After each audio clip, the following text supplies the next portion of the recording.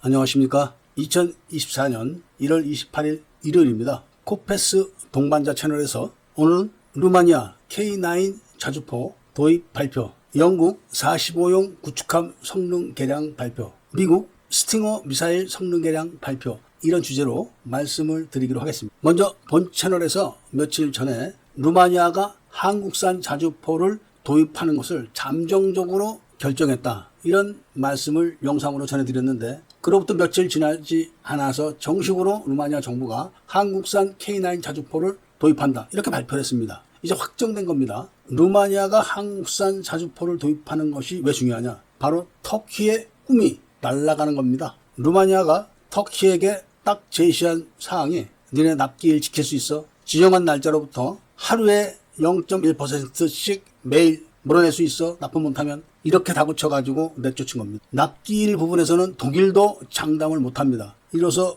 루마니아가 한국산 자주포로 러시아를 포위하는 국가의 반열에 서게 된 겁니다. 이번에 루마니아로 수출되는 자주포는 53문, 3개 대대분입니다. 거기에 예비 포신 27개, 고폭탄과 연막탄, 훈련탄 등 탄약 1만 8천 발이 포함되어 있고, 요금액이 1조 2,300억 원 됩니다. 여기에 하나가 루마니아에 추가로 서비스할 품목은 기상 정찰 시스템, 기술 보안 차량 세대, 음향 탐지 시스템, 이렇게 하나가 루마니아에 별도로 제공합니다. 그리고 루마니아는 앞으로 K10 탄약 보급차를 추가로 도입을 할 거고, 포병용 정찰차도 구매할 겁니다. 여기에 최종 합의가 이루어진 날로부터 30개월부터 60개월 이내에 전량 납품을 해야 된다, 이 조건이 딱 붙는 겁니다. 이 조건을 못 지키면은 그날부터 총액의 0.1%를 매일 물어내게 되어 있습니다. 이제 영국만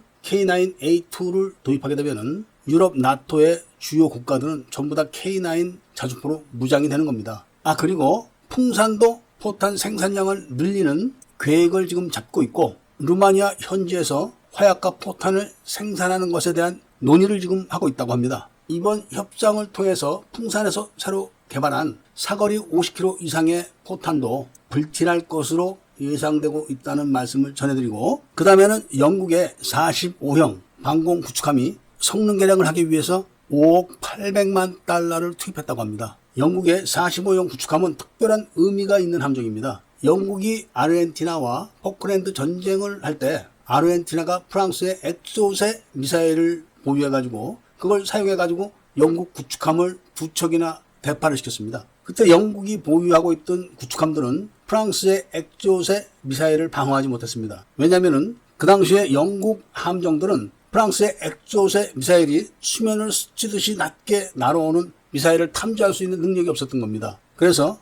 영국은 포클랜드 전쟁이 끝난 다음에 45형 구축함을 건조할 계획을 잡고 건조를 시작했을 때 제일 처음에 눈에 두드러지게 나타나는 모습이 바로 레이더 타워입니다. 미국의 이지스 구축함들의 레이더는 높지 않게 장착되어 있지만 영국의 45형 구축함 레이더 타워는 굉장히 높고, 그 높은 타워 맨 꼭대기에 레이더가 장착되어 있습니다. 이런 특징으로 45형 방공 구축함은 저공으로 날아오는 적의 미사일을 탐지하는 데 특화되어 있고, 탐지 거리는 400km며 1,000여 개의 목표물을 동시에 추적을 합니다. 그리고 그 중에서 가장 위험도가 높은 12개의 적의 방공 미사일을 C 바이퍼 함대공 미사일로 요격을 하게 되어 있습니다. 이런 능력을 갖고 있는 최신형 45형 방공 구축함을 엄청난 돈을 들여서 또 성능 개량을 하고 있는 걸 보면서 우리나라의 해군 함정들의 형편없는 방공 능력, 그리고 전혀 성능 개량을 하지 않는 태도, 이런 걸 보면서 개탄을 하지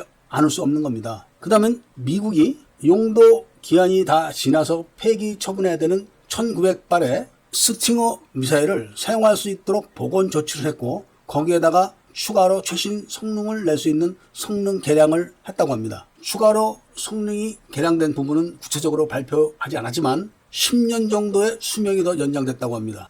관계자들의 말로는 과거 무인기가 없을 때 개발됐던 스팅어 미사일들이 최근에 무인기들을 요격할 수 있는 성능이 포함되어 있다, 이렇게 이야기를 했고, 중요한 노후 부품들을 다 해체를 해서 제거를 할 때 이런 능력이 포함된 부품들이 교체됐다, 이런 증언을 한 걸로 봤을 때는 무인기 요격 기능이 들어가 있는 걸로 보여지고, 우크라이나에 보내기 위해서 1300발의 신형 스팅어 미사일을 생산하는 걸로 봤을 때는 곧 우크라이나에 3000발 이상의 스팅어 미사일이 제공될 것 같다는 말씀을 드리면서 오늘 이야기를 마치고자 합니다. 애국 시민분들과 밀매 분들께서는 구독을 꼭 해주시고 좋아요와 알림 설정도 부탁드리면서 이야기를 들어주신 데 대해서 감사드립니다.